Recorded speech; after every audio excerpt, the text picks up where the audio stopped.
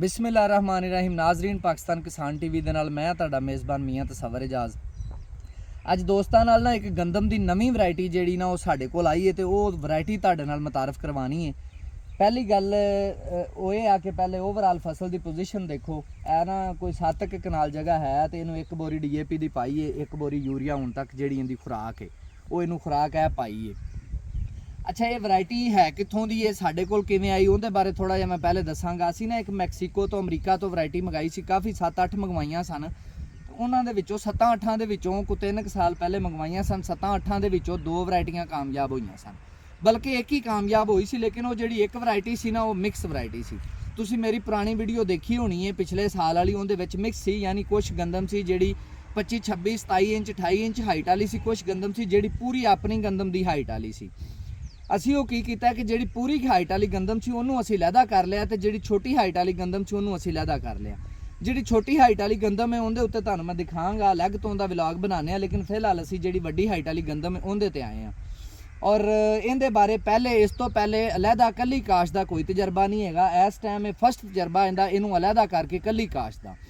ਫਿਲਹਾਲ ਇਹਦੀ ਜੋ ਸੂਰਤ ਹਾਲ ਹੈ, ਪਹਿਲੇ ਅਗਰ ਇਹਦੀ ਖੁਰਾਕ ਦੇ ਹਿਸਾਬ ਨਾਲ ਦੇਖੀਏ ਤਾਂ ਰੰਗਤ ਇਹਦੀ ਅੱਛੀ ਹੈ, ਖੁਰਾਕ ਦੇ ਹਿਸਾਬ ਨਾਲ पोजीशन फसल की अच्छी है। ये बासमती चावल वाली जमीन खाली हुई सी, उहदे च काश्त हुई है। तो इहदा नाम मैं जिहड़ा रखिया वो तलाशे गुमशुदा 2 रखिया। हुण इहदे वैरायटी करैक्टर की ने, वैरायटी करैक्टर दे विच ये आ कि ये टिलर जिहड़े ना ये काफ़ी बेहतर बना दी, अच्छा टिलर बना दी, 7, 8, 9, 10 तक भी टिलर बना दी है। बीज इहदा आम अपनी गंदम जिन्ना बीज पैंदा है।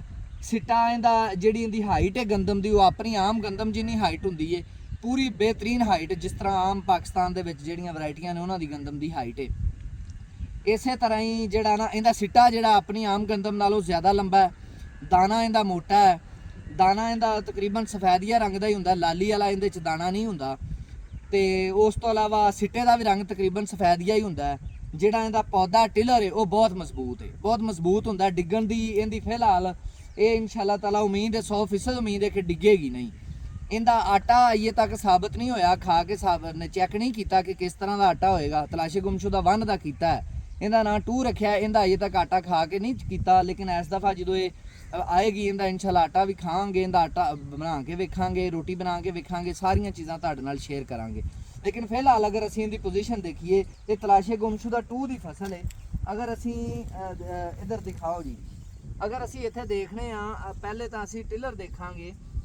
असी ना एक सीड करीब तो आओ शान दिखाओ, एक सीड असी लै लेने, एक सीड है, 2-3 सीड ने, असी विचों एक लै लेने जिहड़ा कुछ बेहतर टिलर वाला है।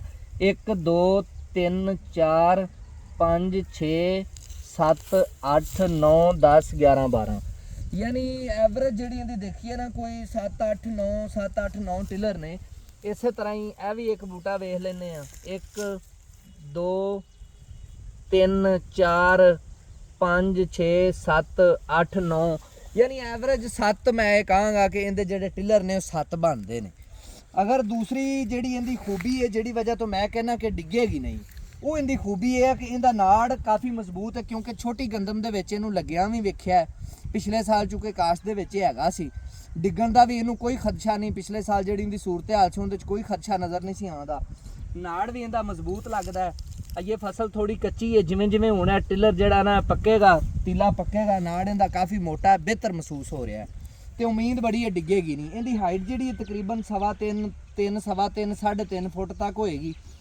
तो बाकी सारिया चीज़ां इहदियां तुहानूं दस्सियां। पैदावारी सलाहियत जिहड़ी इहदी मेरे अंदाजे के मुताबिक इहदी पैदावारी सलाहियत 80+ है, यानी जिहड़ी मैक्सीमम सलाहियत हुंदी ना किसी वैरायटी की। मैं ये कहांगा कि जिहड़े भी एरिए च काश्त होवे ना, मिनीमम 65 ते आएगी, 62 65 तो मैक्सीमम 90 भी जा सकती है। लेकिन फिलहाल इहदे ते ये ट्रायल चलणगे, इहदे तो ज़्यादा पैदावार किवें लई जा सकती है, वो सारिया चीज़ां भी मैं वक्तन फवक्तन शेयर करता रहांगा।